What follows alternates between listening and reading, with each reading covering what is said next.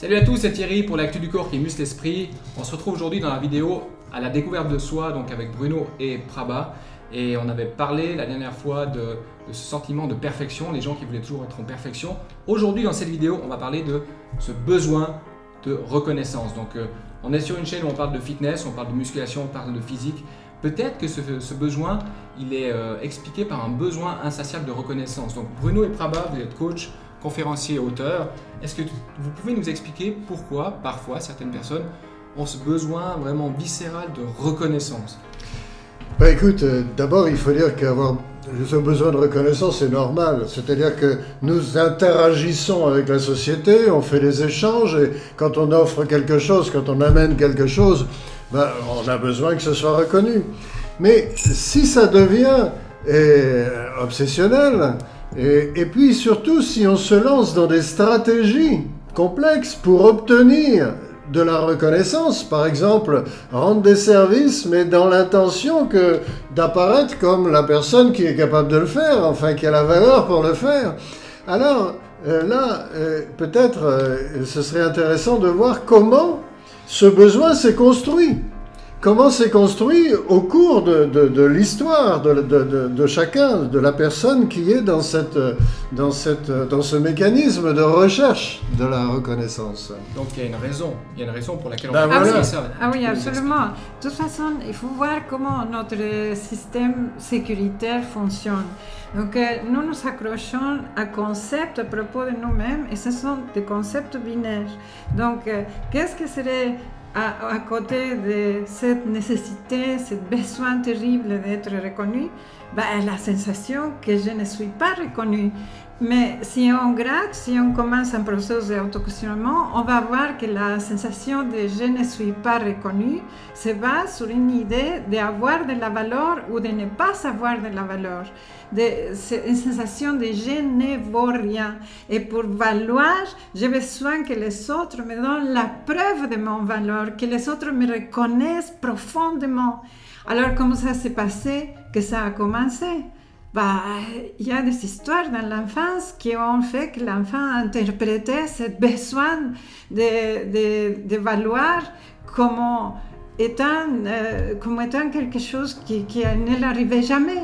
Ses parents ne le valorisaient pas et même s'ils le valorisaient, il était utilisé pour combler leur propre sentiment de valeur. Et alors, il n'était pas vraiment valorisé pour ce qu'il était. Alors, en comblant ce besoin de valeur des parents, il a senti qu'il ne valait rien. Oui, et c'est aussi, comment dire, c'est très fortuit. C'est né dans la tête d'un ou une enfant. Et par exemple, papa est parti sans dire au revoir un soir pour aller chercher un paquet de cigarettes, je ne l'ai jamais revu.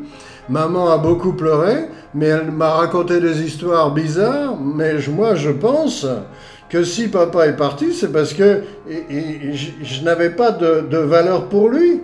Il n'attachait pas d'importance à ma personne, à ma petite personne de l'époque, quand j'étais haut comme ça. Et je suis resté, j'ai grandi et je suis resté dans cette idée. Voilà un exemple. Oui, un autre exemple, ça pourrait être j'étais utilisé. Cette partie est très difficile à comprendre, mais en fait, j'étais utilisé pour combler un besoin psycho-affectif, un besoin fantasmagorique de mon père ou de ma mère.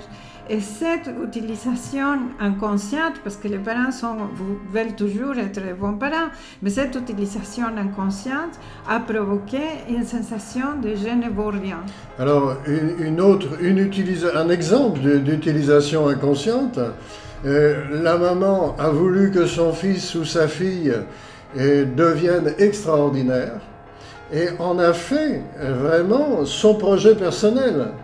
Extraordinaire, mais l'enfant s'est toujours senti sans valeur par rapport à la valeur qu'il aurait dû acquérir pour satisfaire sa maman ou son papa. Voilà. Voilà un autre exemple.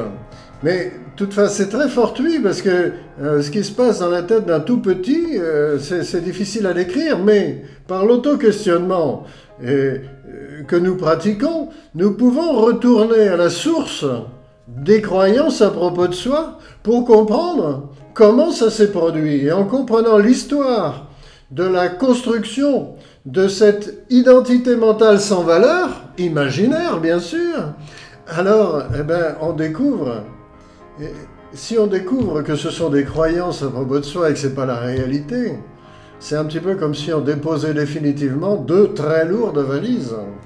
De très lourdes valises où on donne le pouvoir à l'autre de nous reconnaître. Et donc il y a une connaisseur de moi qui voudrait être reconnu par l'autre pour exister. Et si je suis dans cette position, dans ce mécanisme sécuritaire, je vais demander aux autres les preuves de mon existence en me donnant par cette reconnaissance. Voilà. Mais alors je leur donne tout mon pouvoir. Illustration, je demande à Thierry, reconnais-moi Thierry, reconnais-moi, reconnais ma grande capacité professionnelle, etc. Reconnais-moi. Tu es magnifique, tu es fort, c'est impressionnant. Moi je suis vraiment impressionné par ton rayonnement, c'est génial. Mais en faisant ça, je dis implicitement à Thierry, fais de moi ce que tu veux, pourvu que j'ai la sensation d'être reconnu. Je lui donne tout mon pouvoir. Et si moi je te donne cette valeur, qu'est-ce qui se passe? Si moi je te dis justement à quel point tu es... Eh bien, si vraiment je crois profondément au fond de moi, si j'ai ce poids, cette croyance pesante, je n'ai pas de valeur, tu auras beau me reconnaître de toutes les manières, j'en aurai jamais assez. Je t'en redemanderai toujours. C'est un puissant fort. Jusqu'au jour où j'estimerai que tu ne m'en as pas donné assez, et là je me fâche, je m'en vais. Donc c'est bien, peut-être que tu t'es reconnu dans cette vidéo, mais tu vas te poser la question, qu'est-ce que je fais avec ça? Si tu t'es reconnu dans la vidéo, peut-être les gens se disent « Ok, j'ai découvert, je suis comme ça, mais c'est quoi la solution ?» Alors la solution que nous proposons, c'est de voir comment ce mécanisme s'est mis en route, de voir son histoire. Et pourquoi? Dans l'intention de voir que ce mécanisme est un mécanisme qui ne définit la personne comme dévalorisée que imaginairement. Ok. Donc si tu es intéressé par aller plus loin, par découvrir pourquoi aujourd'hui tu as ce besoin de reconnaissance et si tu veux travailler sur toi, visite le site www.autoquestionnement.fr et puis je te conseille vivement d'aller découvrir toutes les histoires que tu te racontes à propos de toi-même avec Bruno et Prabha. Ah, nous nous sentons reconnus par toi. C'est très bien. Donc dans la prochaine vidéo, on va parler d'un sujet qui est particulièrement passionnant. C'est ces gens qui sont un peu workaholics, qui veulent toujours travailler par besoin de je ne sais quoi. On va découvrir dans la prochaine vidéo. À bientôt, bye bye.